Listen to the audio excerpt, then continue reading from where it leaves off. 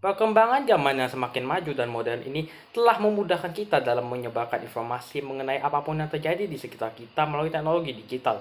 Teknologi digital memegang peranan penting dalam penyebaran segala hal-hal yang terjadi di sekitar kita.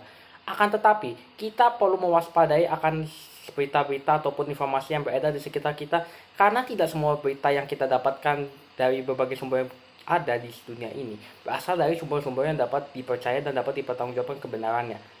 Mau tahu bagaimana cara kita menghindari sumber-sumber yang tidak dapat dipercaya atau berita bohong ini? Let's check it out. Kasus hoaks pengeroyokan Ratna Sarumpait terus bergulir dan kali ini tim penyidik kembali memanggil 3 saksi untuk mengkonfrontir Daniel Anzar dan 2 saksi lainnya. Penangkapan tersangka Andri Bibir berkaitan dengan kasus hoaks dengan tersangka Mustafa Narawardaya. Mustafa disangkakan menyebar hoaks melalui Twitter dengan mengatakan seorang anak di bawah umur dianiaya aparat. Pemirsa, Barreskrim Polri memeriksa sejumlah saksi kasus berita bohong alias hoax yang mencatut nama Presiden Joko Widodo mendukung salah satu capres. Assalamualaikum warahmatullahi wabarakatuh. Shalom, Om Swastiastu, Namo Buddhaya, dan salam sejahtera bagi kita semua. Halo warga hukum semua. Perkenalkan, nama aku Jonathan Dharma dengan NIM 205010101111012. Pada kesempatan kali ini, aku akan menjelaskan kepada teman-teman semua mengenai bahaya berita hoax bagi kehidupan masyarakat di era digital. Nah, teman-teman semua sudah pada tahu kan mengenai berita hoax itu. Nah, mungkin untuk lebih tahu nih, bisa disimak penjelasan saya yang berikut ini. Mainkan. Oke teman-teman, kali ini aku akan menjelaskan kepada teman-teman semua mengenai bahaya berita hoax bagi kehidupan masyarakat di era digital, serta bagaimana cara teman-teman semua ini bisa terbebas dari berita-berita hoax yang banyak tersebar di media sekitar kita. Oke, sebelum aku menjelaskan mengenai berita hoax pada teman-teman semua dari bahaya serta bagaimana upaya pencegahannya, dapat kita lihat pada statistik di depan atau ilustrasi di depan bahwa sekitar selama 5 tahun terakhir, dari tahun 2018 sampai tahun 2023, terdapat sekitar 11.357 berita hoax yang tersebar dengan jumlah yang terus meningkat dari waktu ke waktu selama 5 tahun tersebut. Penyebaran berita hoax yang begitu marak ini mengakibatkan Indonesia saat ini berada di dalam kondisi darurat berita hoax. Artinya berita hoax dalam penyebarannya di Indonesia harus segera dihentikan dan dikendalikan. Oke teman-teman, beberapa dari kalian semua sudah pernah mendengar apa itu hoax, dan beberapa dari teman-teman semua yang lain belum pernah mendengar apa itu hoax. Jadi, hoax atau disinformasi, atau yang biasa disebut juga sebagai kabar burung, merupakan informasi, kabar, atau berita yang palsu atau bohong, serta kebenarannya tidak dapat dipertanggungjawabkan. Berita hoax merupakan suatu ancaman. Kenapa berita hoax merupakan ancaman? Dikarenakan hal tersebut dapat berpotensi merusak tatanan dan kehidupan masyarakat dan merugikan masyarakat dalam berbagai sektor kehidupan.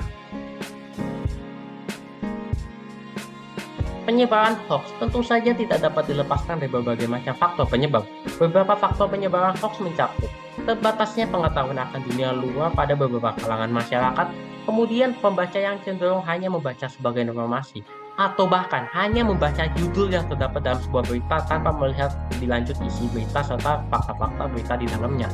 Kemudian rendahnya tingkat literasi, khususnya literasi digital, serta pembaca yang tidak melakukan cross-check atau cek-cek ulang pada sumber berita yang dibaca oleh pembaca sebelum disebarluaskan ke media-media yang lain.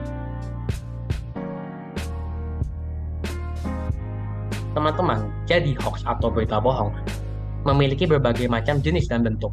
Beberapa jenis hoax yang umum ditemukan di Indonesia, salah satunya mencakup konten menyesatkan atau misleading content.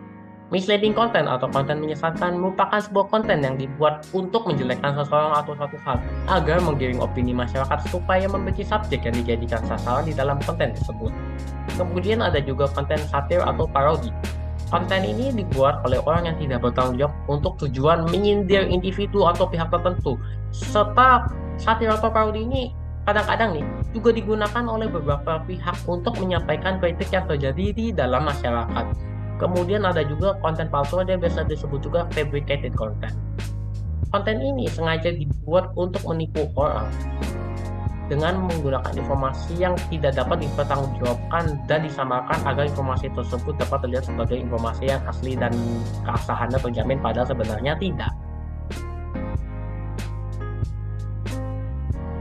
Penyebaran hoax yang begitu masif di masyarakat tentu saja dapat menimbulkan dampak negatif yang apabila dibiarkan akan menimbulkan kerusakan pada tatanan masyarakat. Beberapa dampak dari penyebaran hoax mencakup adanya perpecahan di dalam masyarakat, kemudian ada juga turunnya rasa percaya akan fakta di lapangan sehingga beberapa orang atau masyarakat akan begitu saja menyebarkan informasi yang ditemukan di internet atau di media tanpa mengecek fakta-fakta yang ada di dalamnya, serta menimbulkan opini negatif akan suatu hal dari berita-berita hoax tersebut. Next. Selain itu, penyebaran hoax itu perlu diatur dan dijerat secara hukum. Penyebar hoax tentu saja tidak boleh dibiarkan begitu saja berkeliaran bebas di masyarakat. Kasus hoax itu dapat dijerat dengan pasal 45A ayat 1 Undang-Undang Nomor 19 Tahun 2016 tentang perubahan atas Undang-Undang Nomor 1 Tahun 2008 tentang informasi dan transaksi elektronik. Dalam pasal tersebut, intinya, jika teman-teman semua dengan sengaja dan tanpa hak menyebarkan berita bohong dan menyesatkan yang mengakibatkan kerugian konsumen dan transaksi elektronik, atau intinya menyebarkan berita hoax, maka teman-teman semua akan dipidana dengan pidana penjara paling lama sekitar 6 tahun dan atau denda paling banyak sekitar 1 miliar rupiah. Nah, jadi teman-teman, apabila teman-teman tidak ingin merasakan apa yang terjadi di dalam gambar, yaitu judi besi, maka teman-teman sebisa mungkin, bukan sebisa mungkin ya, jangan pernah menyebarkan berita hoax. Karena apabila teman-teman menyebarkan berita hoax, maka pidana yang teman-teman bisa terima atau hukumannya tidak main-main. Pencegahan penyebaran hoax.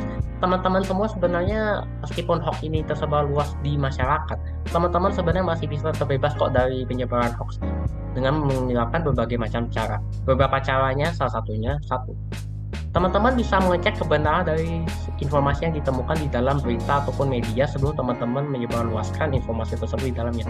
Nah, caranya gimana? Teman-teman bisa baca lebih lanjut dan match dengan sumber-sumber lain atau baca-baca mengenai keadaan yang ada di dalam lapangan dalam berita tersebut.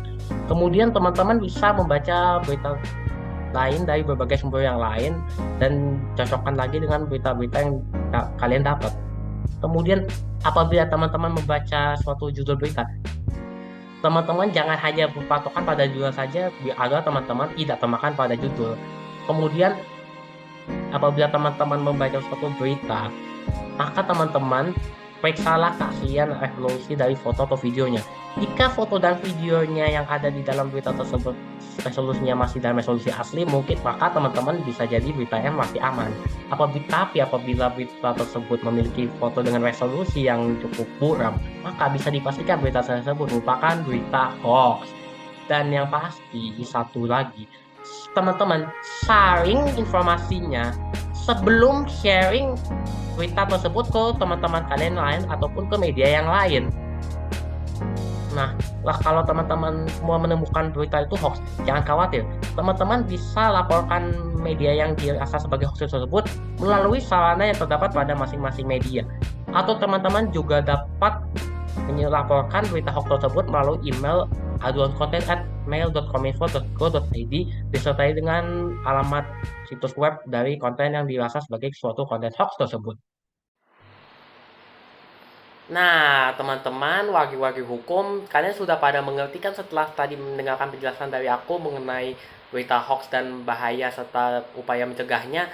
Nah, berita tersebut semoga menjadi edukasi bagi teman-teman semua dalam menghindari atau mencegah berita hoax apabila teman-teman seandainya seumpama menemukan berita-berita yang dirasa suatu berita yang kelihatannya sebenarnya asli padahal bukan.